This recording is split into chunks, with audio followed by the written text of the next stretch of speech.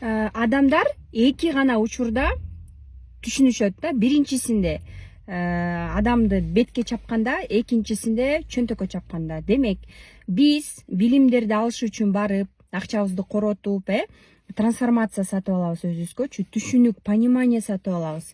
Анан наоборот, ушул жолду мен өзүм тандайм. Себеби дегенде эң башында жашоомо мындай, жашоом качан меники өзгөрүлдү? Потеря болду, кризис болду. Андан кийин кыймылдап баштадым. Себеби жөнөкөй турганда эч нерсени сен өзгөрүүгө умтулбайсың да.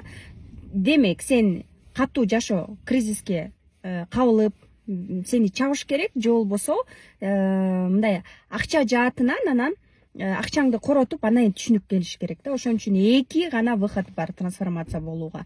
Бетке чабыш керек же чөнтөккө чабыш керек адам.